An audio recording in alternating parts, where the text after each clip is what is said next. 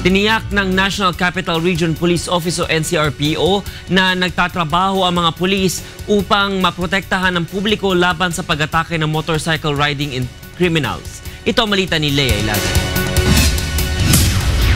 Walang dapat ikabahala ang publiko sa sunod-sunod na pag-atake ng motorcycle riding criminals sa Metro Manila.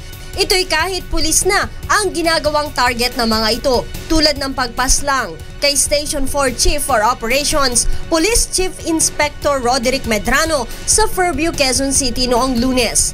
Ayon kay National Capital Region Police Office Chief, Police Director Carmelo Valmoria, ginagawa ng mga pulis ang kanilang trabaho upang maprotektahan ang publiko.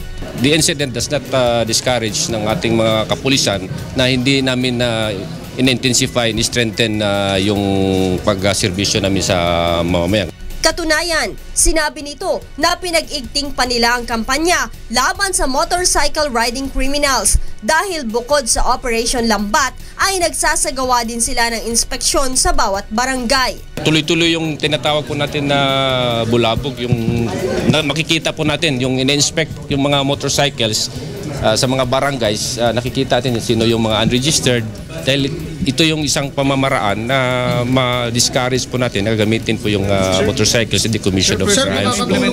Halos triple din ang checkpoint na isinasagawa ng mga otoridad kada police station sa Metro Manila. Gayunman, patuloy ang panawagan ng general sa publiko na makipagtulungan sa mga otoridad sa pagsugpo ng krimen.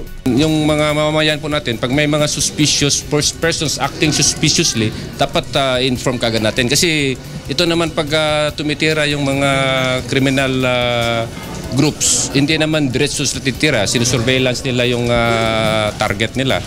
Idinagdag pa ng NCRPO na ang seguridad ay hindi lamang trabaho ng pulis kundi kailangan ng kooperasyon ng mamamayan. Lea Ilagan, UNTV News, Worldwide.